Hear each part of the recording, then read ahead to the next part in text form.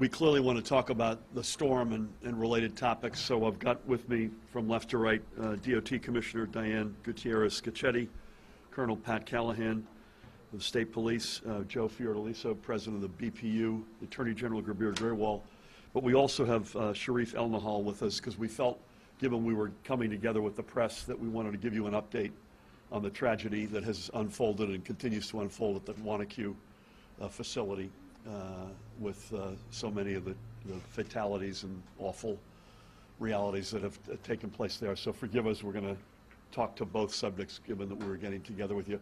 I want to thank Woodbridge Mayor John McCormick, as always, for being a gracious host. John, thank you for being here today.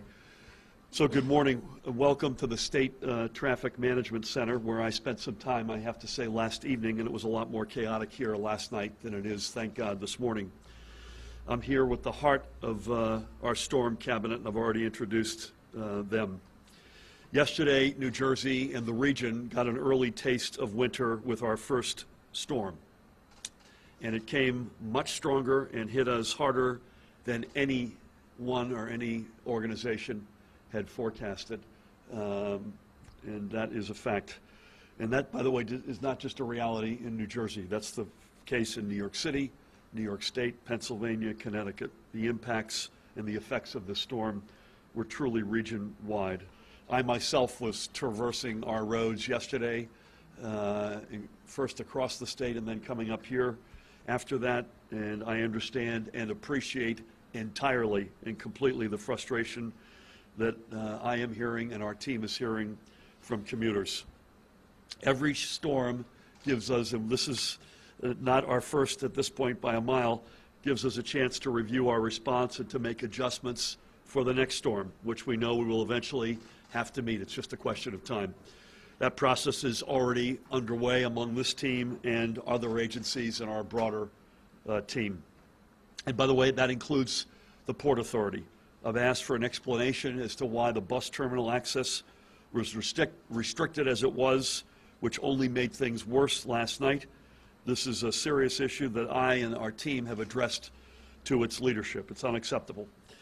On Wednesday, the DOT, knowing that we had something coming, no one realized the gravity of what was to come, but we knew something, a weather event was going to hit us yesterday. The DOT took the preemptive step of brining state highways to pre-treat them, which you've probably heard us say before is an important step to take, which you can only take before a storm gets underway.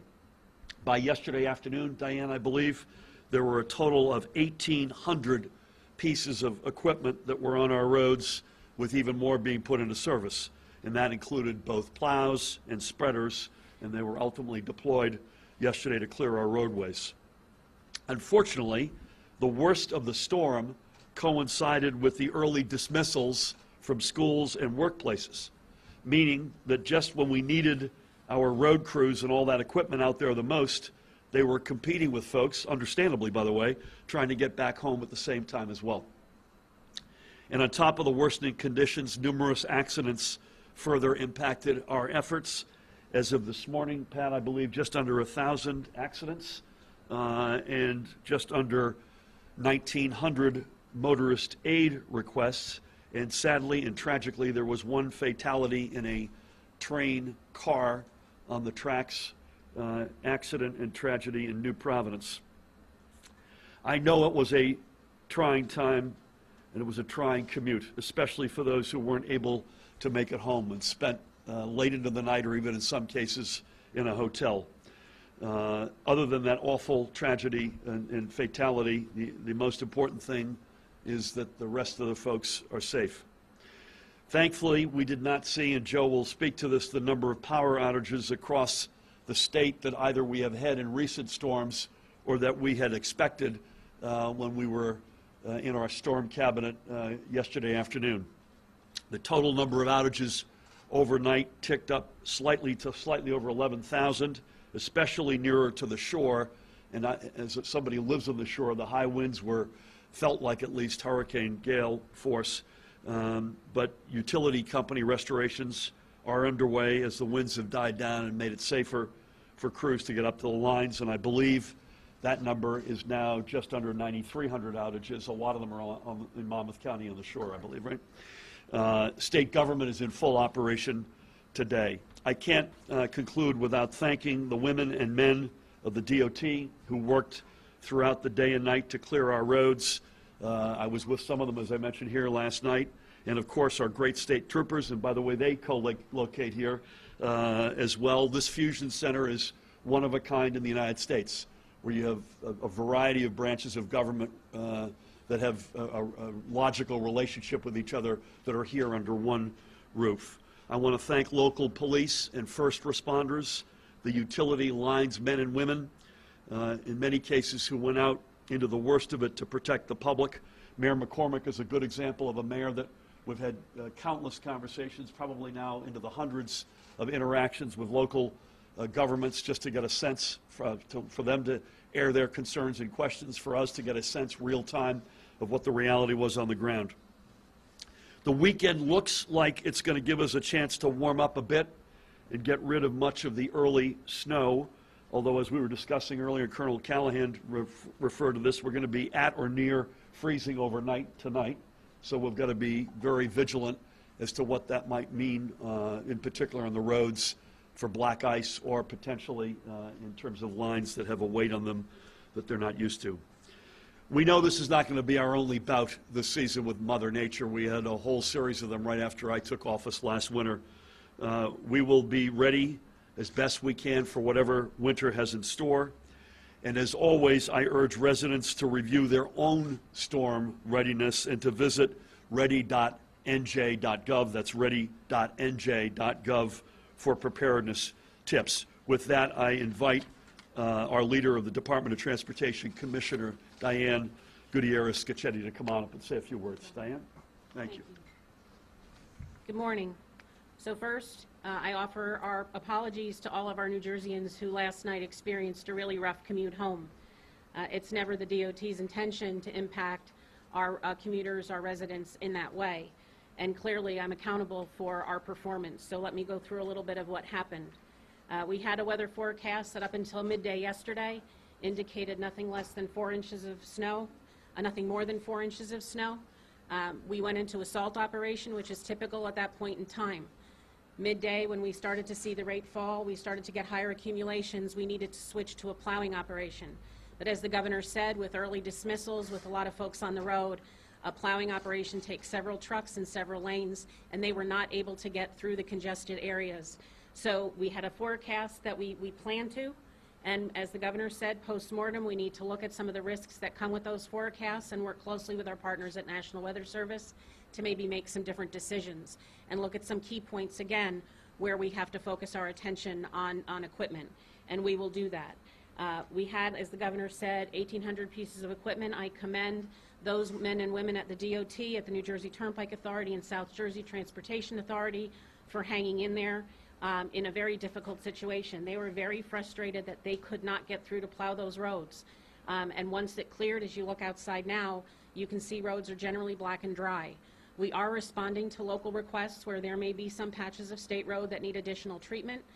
We are deploying those folks as we can. We will stay in operation through the rest of today into the morning as we watch the forecast change, and we could get concerned about freezing weather overnight. As far as transit goes, the Gladstone line is hopefully going to be up by 2 p.m. We had difficulty getting equipment and crews up there because of the weather. The Jersey coastline is a different story. We had a tree fall on the catenary.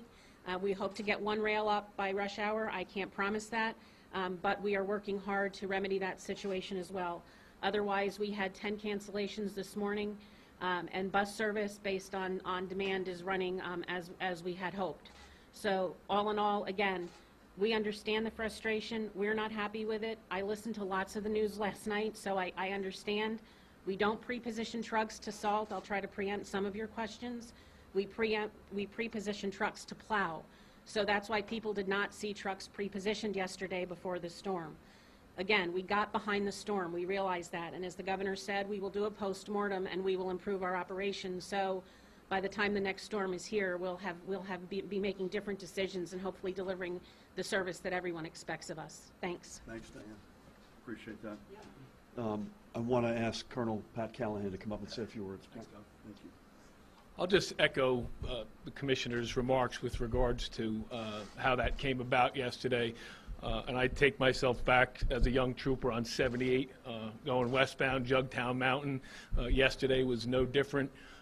And everybody in this room knows that once that one tractor trailer or two side-by-side stop, or if it's a jackknife, or if it's multiple motor vehicles, once that highway stops, the entire snowplow operation stops. You cannot plow, you cannot salt, and all of those trucks that, although we're out there, it's hard to see them because they're sitting in the same traffic as everybody else.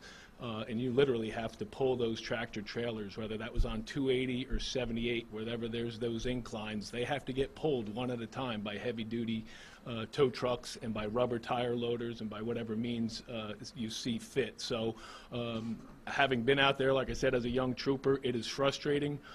I use this opportunity and the frustration to remind everybody out there in the most densely populated state in the country, as one of those pillars of emergency management, is preparedness is key. Full tank of gas, charged cell phone, water, and maybe some snacks in your car.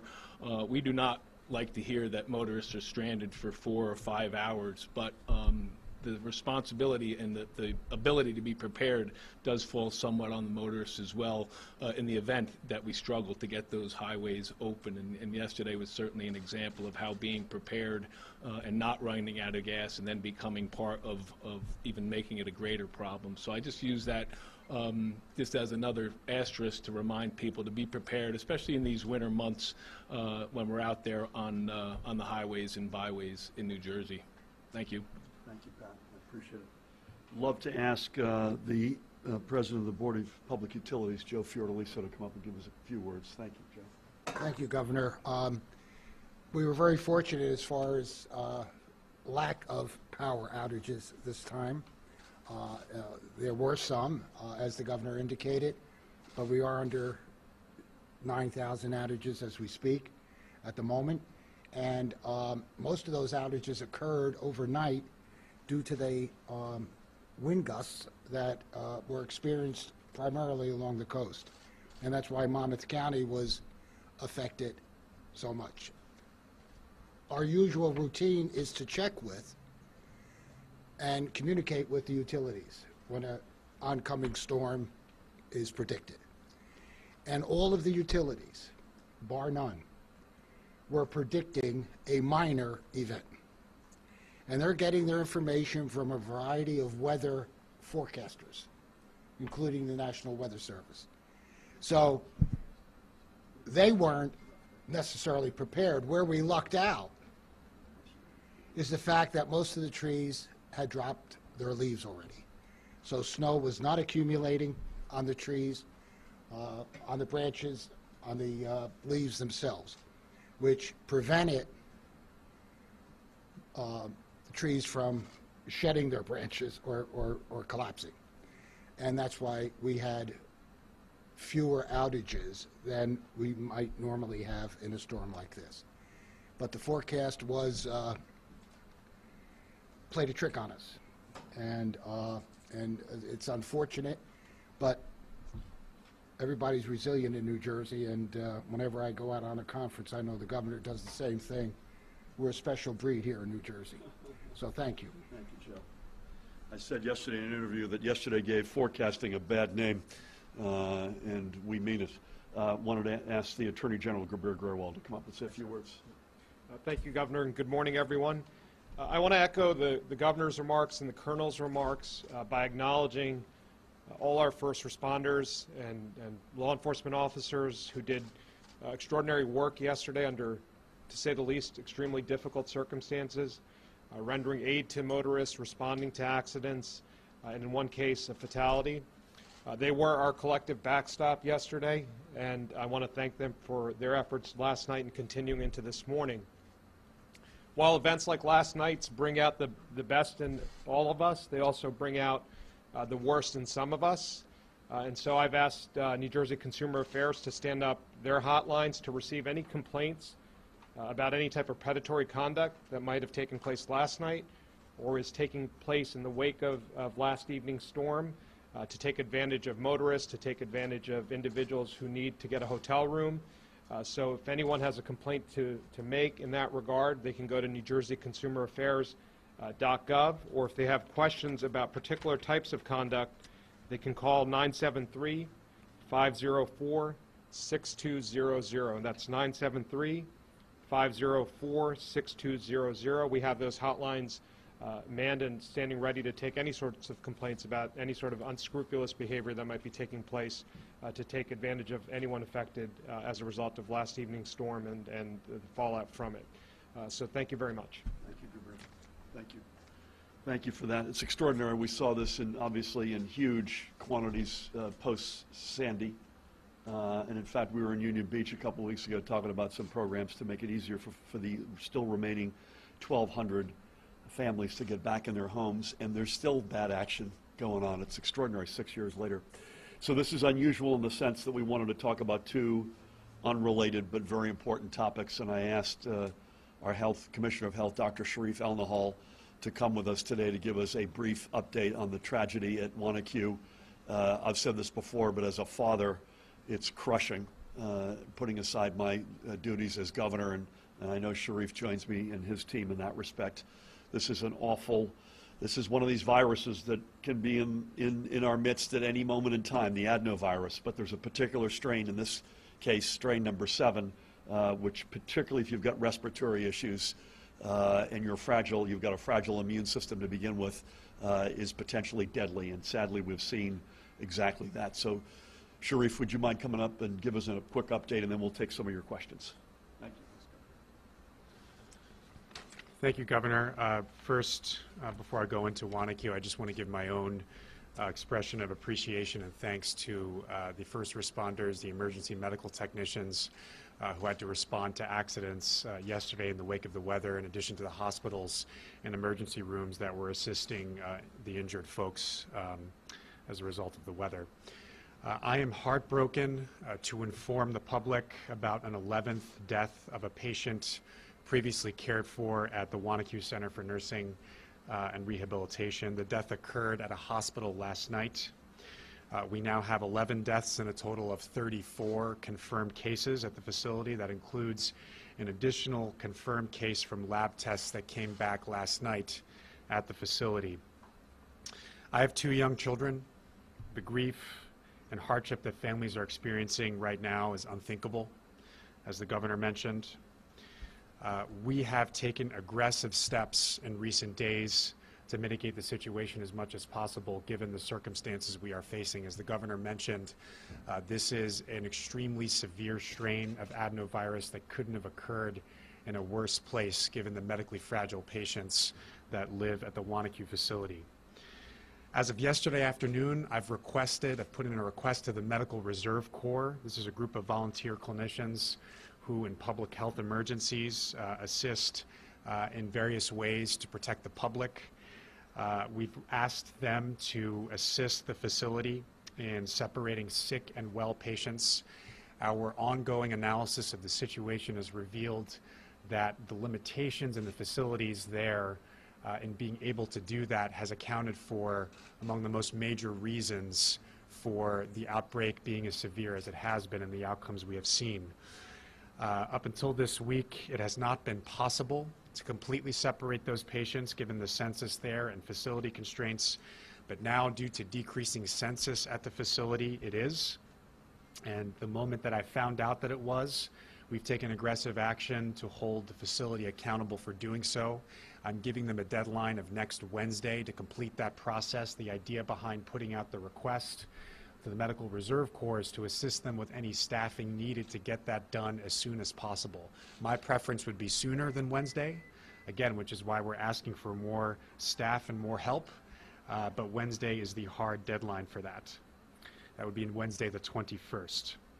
We also, on this past Wednesday, issued an enforcement action against the facility for serious deficiencies that we've noted on subsequent inspections that we've done since our first one on October 21st. This is in response to complaints the department has received directly from staff, from other members of the public that have let us know about concerning environment situations there.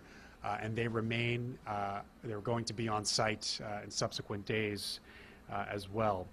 We have a requirement for the facility to hire an infection preventionist, an infectious disease physician, or physician group to assist them in doing the most important thing they can do in this situation, really our only tool against this outbreak, which is strict enforcement of infection control protocols and reliable practice of those protocols for every single patient every time there's interaction with staff. And that remains our task. It's why we have a member of the Department of Health on site that will remain there. And we've already been cooperating with federal authorities on this, getting their assistance, most notably the CDC and CMS. They remain helpful to us and will remain helpful to us in the coming days. So that is the update, and I thank you for your time. Thanks, Sharif. I think with that, unless anyone has anything else to add, we'll take a few questions, please.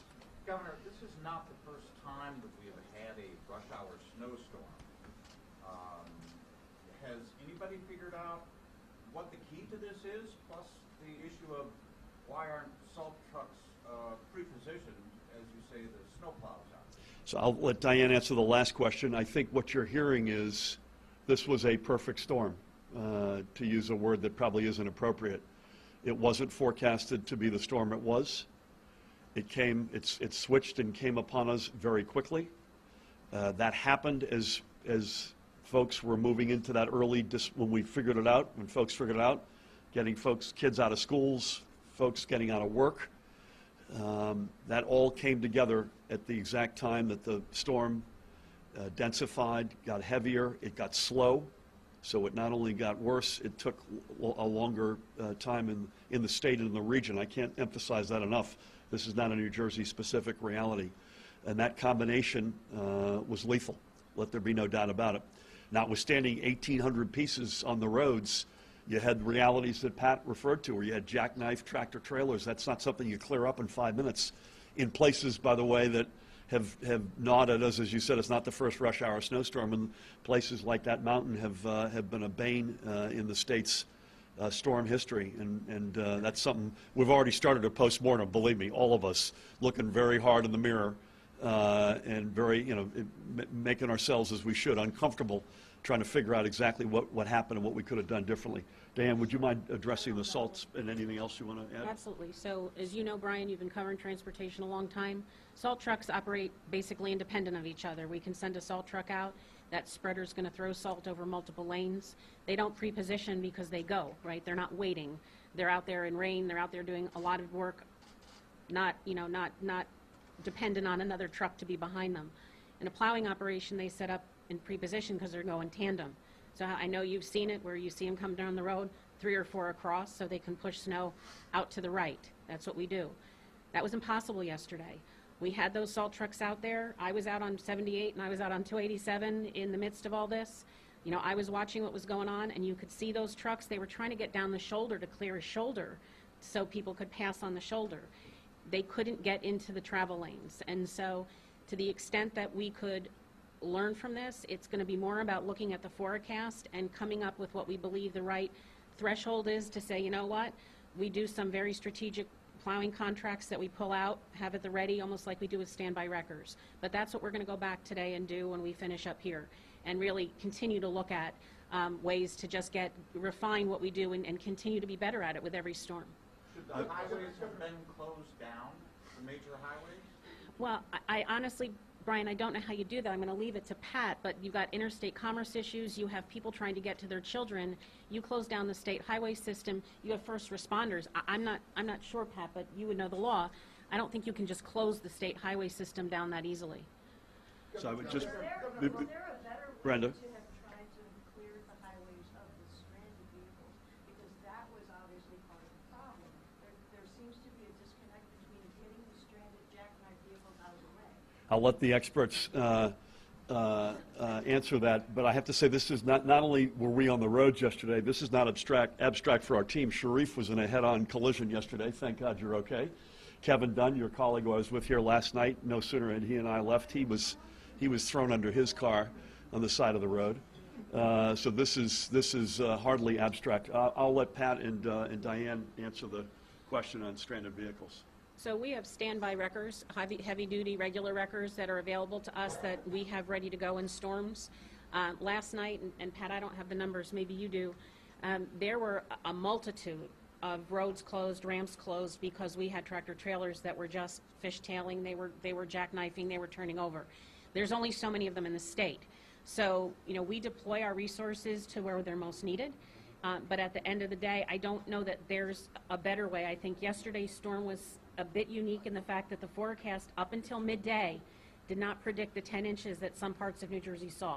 And it's hard to plan to go from 4 to 6 to 10 inside of a 2-hour window. And when I drove from Atlantic City to Livingston, everything was short of some rain down south. The roads were dry. When I left Livingston to come back, I couldn't imagine in that half an hour that we could have had so much snowfall. So, Anything you want to add, Pat? I'll just add that I think part of our postmortem is looking at having, we know some of those key spots, Jugtown Mountain on 78, Milepost 9 on 280, and in tandem with law enforcement and DOT to be ready on Route 80 as well in Alamucci to have almost strike teams ready to go. Sometimes you have to be creative, and we could have snowplows going east in the westbound lanes, which I think we may get to that point. I think that even happened yesterday, which is a bizarre thing to see. But I think as far as the timing and getting ahead of that and doing that in a little bit more effective and efficient manner, it is not easy to upright a tractor trailer, and then you also have to wonder what's on it. Is it a load that has to be condemned because it's food or it's a beverage? So there's a lot of tentacles to it, but I think the after action and the hot wash of what we going to learn from what happened yesterday, we will be better. I would just add, I would add to that, human nature is when you go through an experience like this, you try to, when you're given forecasts, as we've all said, we get them from many different sources, including and beginning with the National Weather Service, and you make assessments based on those forecasts. And I think one of the you would expect the human nature response from the enormous challenges of yesterday is we're going to virtually certain we will change our probability assessments and thresholds for making decisions about pre-deploying equipment, among other steps we could take. Please. So can you ban certain vehicles? Because last night 287, the jackknife tractor trailers were across 3 lanes of traffic. That slowed people down. Even on 23 last night, Yep. some of the plow trucks Yeah. were stopped. So we've been asked this, and we've asked the question ourselves. Could you have done something about that? The answer is preemptively, you could, theoretically. So you could put a state of emergency in place that had particular relevant pieces to that, which would include potentially banning certain types of vehicles. The problem is we didn't have the preemptive. This came up literally inside of a very short amount of time, and it would have been it was virtually impossible to do that. Would you all agree with that statement? Anything you'd add to that, please? I'm sorry? Because it's a preemptive action. That's what I was referring to in the answer to that question. A state of emergency is a prophylactic. It's a step you take in anticipation of something, not in the middle of an event. And the fact of the matter is this came out of nowhere. The severity of it came out of nowhere, and the state of emergency at that point isn't really relevant. We had to deal with the immediacy of clearing roads, getting stranded vehicles, accidents out of the way. Please. From the DOT commissioner, we've heard an apology and an admission that the DOT got behind the storm. From your comments, I'm hearing a lot about the blame is also on the weather and the severity of how things just kind of switched at moment's notice. I mean, candidly, do you think the administration dropped the ball here, or is this just an issue of That's too black and white an assessment, because you had extraordinary acts of heroism and extraordinary work being done by many thousands of members of the administration. At the end of the day, Matt, the buck stops with me, period. Part of this is the forecasts were lousy, and I'm not going to let the forecasters off the hook. Let there be no doubt about it. Secondly, this was a regional event. New Jersey didn't get singled out. This whole region got crushed in as far down as Alabama up into New England. Thirdly, clearly, we could have done better, and we will do better. Couple more, please.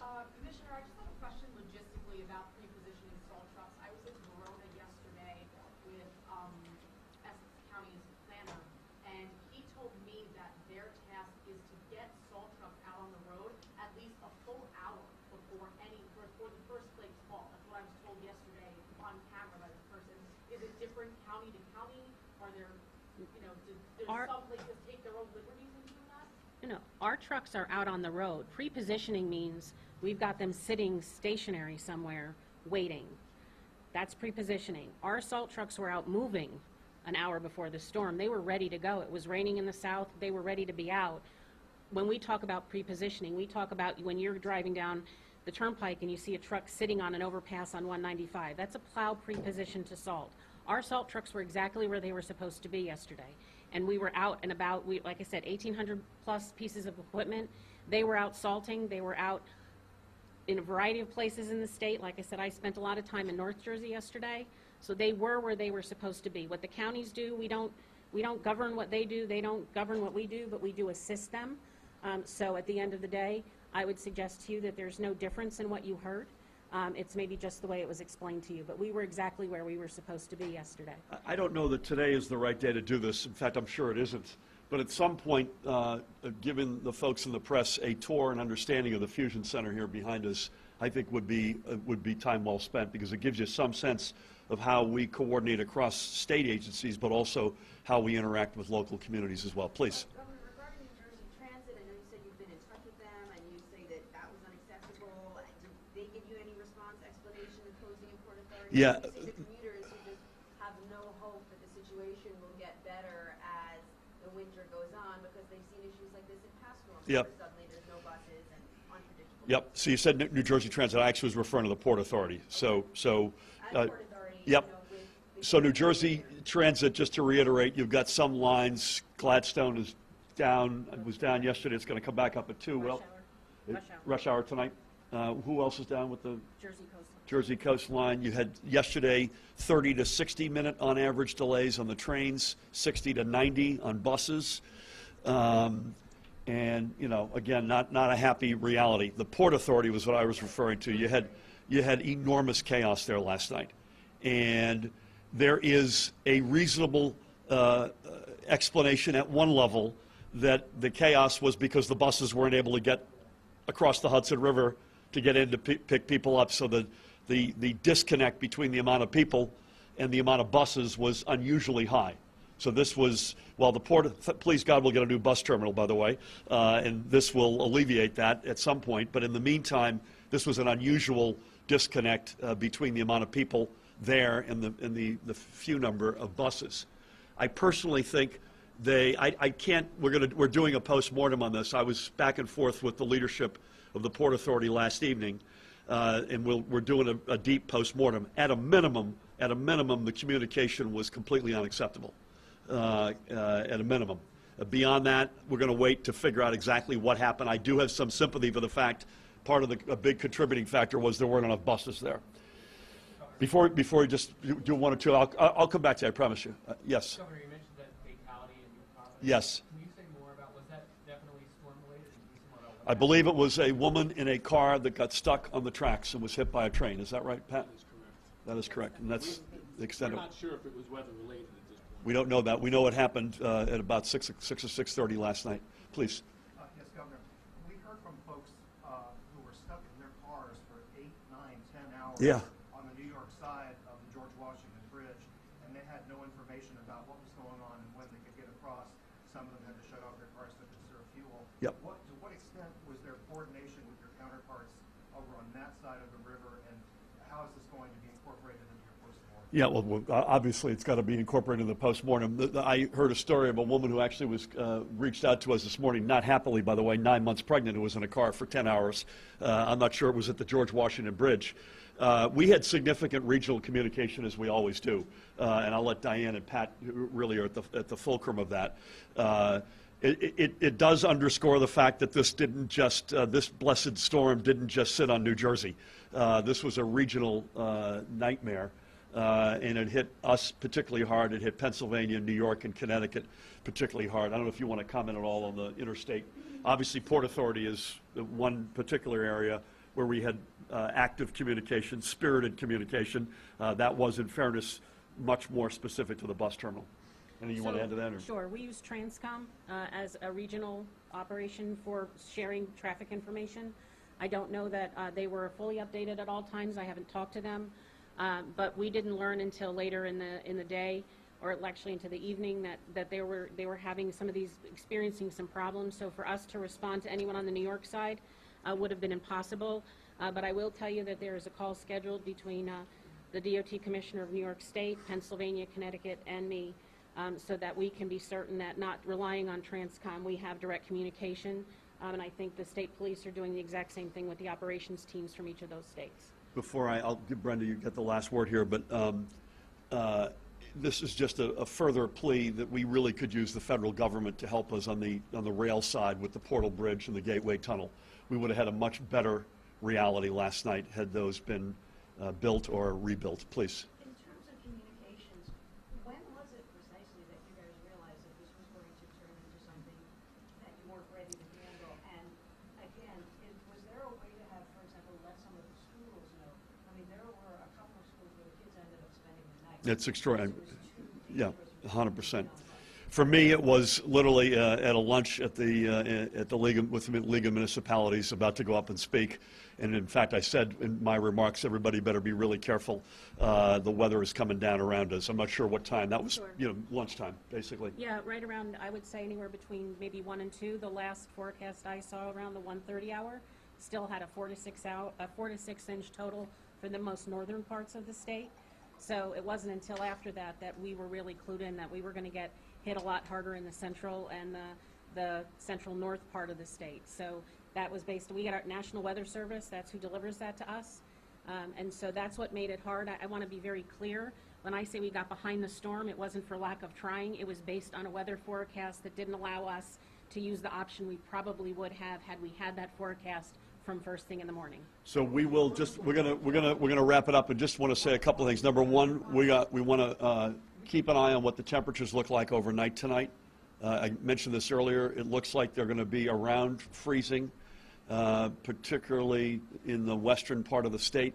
So that's something we want to keep an eye on in terms of any black ice or power line issues. We will continue to, you should assume that we will do a very thorough and deep post-mortem on what worked and what did not work, whether that's regional, as again, this is a regional reality, not just a New Jersey reality, whether it's with the Port Authority, but I promise you with this group, as well as the rest of our storm cabinet, and as we have things to report on that front, we will make sure we get them back to you. Thank you all.